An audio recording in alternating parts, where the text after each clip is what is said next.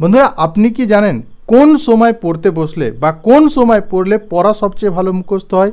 ব্রেনের জন্য সবচেয়ে কার্যকারী ভিটামিন কি? কোন ভিটামিনযুক্ত খাবার খেলে ব্রেনের কার্যকারিতা বৃদ্ধি পায়? এছাড়া বন্ধুরা জানবো স্মৃতিশক্তি বৃদ্ধির একটি কার্যকারী উপায় কি, অর্থাৎ কোন ধরনের কাজ করলে আমাদের মেন্টাল ফোকাস বৃদ্ধি পায় বা স্মৃতিশক্তি বৃদ্ধি পায়। আজকের ভিডিওতে এইরকমই 10টি ইন্টারেস্টিং ঘটনা জানবো। তো বন্ধুরা আসুন এই ভিডিওটি শুরু করা যাক।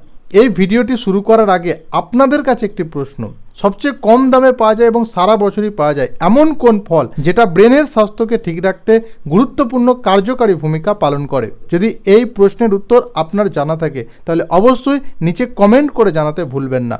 বন্ধুরা আসুন এই ইন্টারেস্টিং ঘটনাগুলো আজকের ভিডিওতে জেনে নেওয়া যাক। বন্ধুরা, ব্রেনের স্বাস্থ্যকে ঠিক রাখার জন্য সামুদ্রিক মাছ যথেষ্ট মাত্রায় খাওয়া দরকার, কারণ এই সামুদ্রিক মাছে ভিটামিন B12 যথেষ্ট মাত্রায় পাওয়া যায়।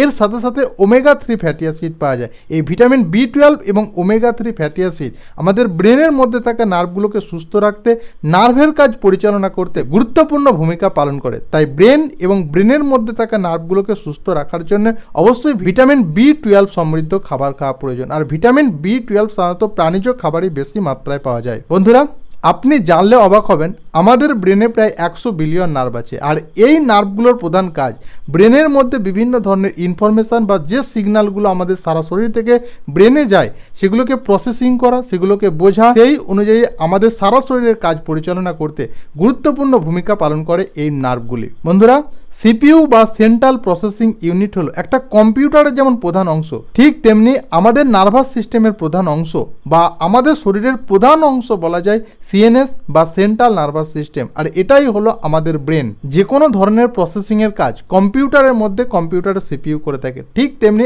আমাদের শরীরের যে কোনো কাজ আমাদের ব্রেন করে থাকে। একটা মানুষের 25 বছর বয়স না হওয়া পর্যন্ত তার ব্রেনের গঠন তখনও পর্যন্ত চলতে থাকে। অর্থাৎ একটা মানুষের যতদিন না পর্যন্ত 25 বছর বয়স হয়, সেই 25 বছর বয়স পর্যন্ত তার ব্রেনের গঠন তখনও পর্যন্ত চলতে থাকে। বন্ধুরা, আমাদের ব্রেনের মেমোরি পাওয়ার বা স্মৃতিশক্তি বৃদ্ধির একটি কার্যকারী উপায় হলো এই ধরনের পাজেল গেম খেলা।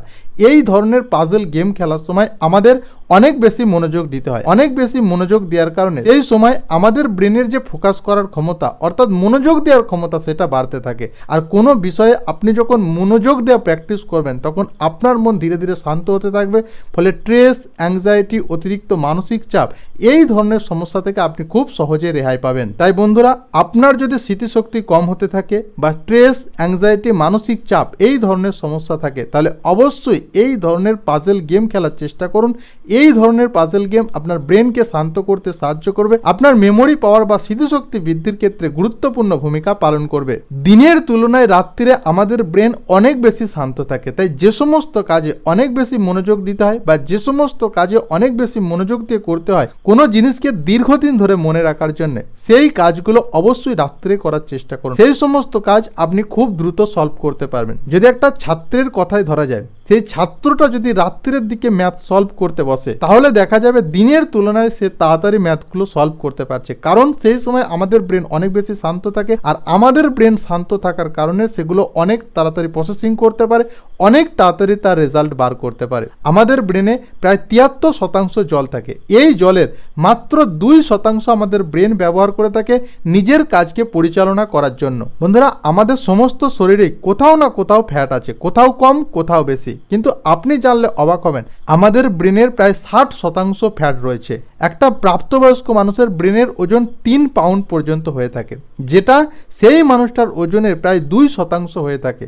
অর্থাৎ কোনো মানুষের ওজন যদি 100 কেজি হয় তাহলে দেখা যাবে সেই মানুষটার ব্রেনের ওজন প্রায় 2 কেজি মতো করে। বন্ধুরা, আমাদের ব্রেনে অনেক ধরনের কেমিক্যাল পাওয়া যায়। এর মধ্যে সেরোটোনিন, অক্সিটোসিন, এন্ডরফিনস এবং ডোপামিনকে হ্যাপি হরমোনস বলা হয়, কারণ এগুলো আমাদের ব্রেনের স্বাস্থ্যকে ঠিক রাখতে, আমাদের শারীরিক মন মেজাজকে ঠিক রাখতে, আমাদের হাসি খুশি রাখতে গুরুত্বপূর্ণ ভূমিকা পালন করে। এই হ্যাপি হরমোনসগুলোর মধ্যে অক্সিটোসিনকে লাভ হরমোন বলা হয়। কোনো কিছুর সঙ্গে যখন আমাদের ভালোবাসার সম্পর্ক তৈরি হয় তখন এই রাসায়নিক পদার্থটা নির্গত হয়, যার ফলে সেই সময় আমরা ভালোবাসার সম্পর্ক ফিল করি বা হ্যাপি ফিল করি। এই কারণে একে লাভ হরমোনও বলা হয়। এন্ডরফিনসকে পেন কিলার বলা হয়ে থাকে, কারণ এটা আমাদের পেনকে দূর করতে সাহায্য করে বা মনের কষ্টকে দূর করতে সাহায্য করে।